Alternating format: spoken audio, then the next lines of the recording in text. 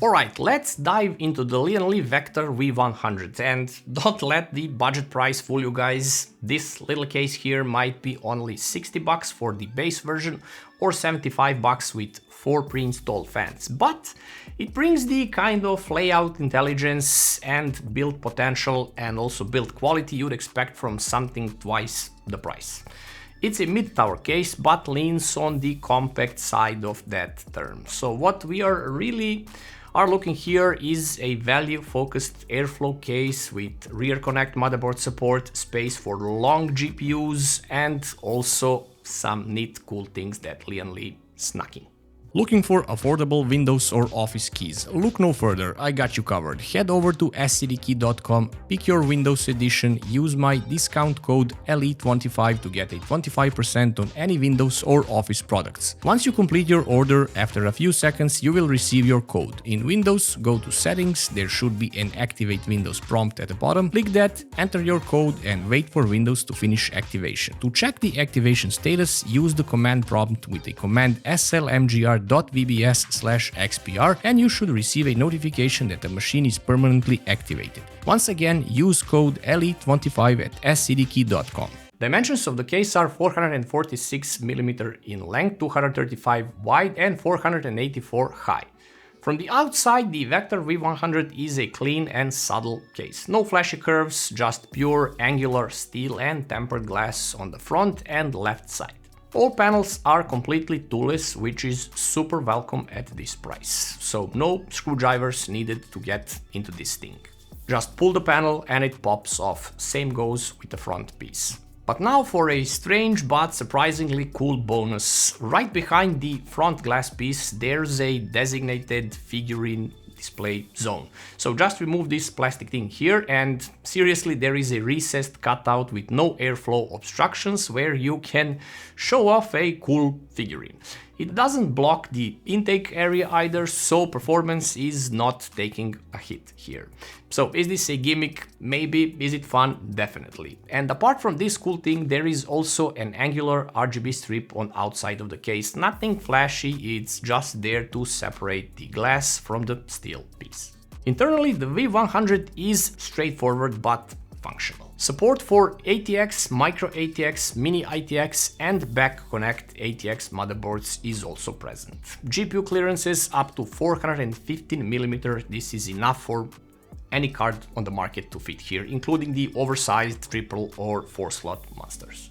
In case you're using a CPU tower heatsink, maximum supported size is up to 175mm. There is no regular PSU shroud here, so the PSU is fully visible with perforated holes. That might bother some, but it does make cable access easier, which trust me, you'll appreciate when you start building here. The airflow is also flexible here, the case supports following fan and radiator configs. 3 120mm on the side for intake fans, 2 120mm on the bottom, also for intake, 3 120 or 2 140 at the top, and maximum up to 360mm in radiator support up top. And the latest Hydroshift 2 fits here without any issues. And at the rear side we are looking at 120 or 140mm in fan support.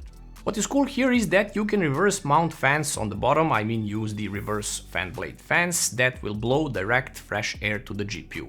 But do note this space sits directly above the PSU mount, so airflow there is limited, it's just this little space. More on that when we hit the thermals. All major holes are open without any rubber grommets, all cables have their paths, so no issues regarding cable management in this case.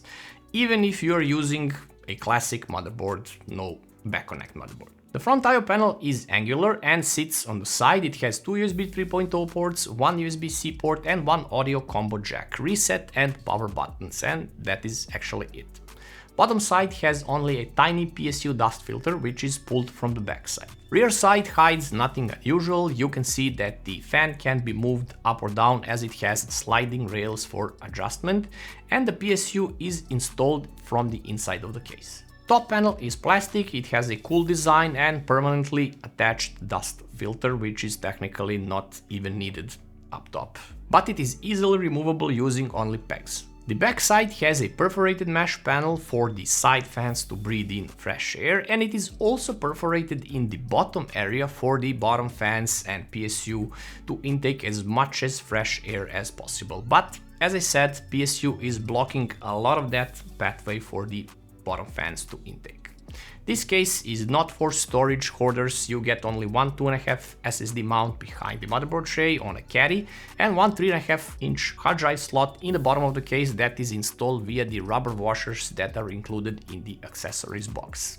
So that's it, no cages, no hot swaps here, no sleds. So if you're running multiple SATA drives, this case ain't for you. But honestly, most builds today rely on M.2 NVMe drives, so that's where you'll want to go with this case anyway. Cable management at the back is actually good for a budget case. There are Velcro straps for major cable groups, zip tie points where it matters, and also there are plastic clips for 8-pin EPS cables on the side. I love those. The PSU installation is direct, no cage or bracket, and the back panel has enough room to handle even larger cable mess.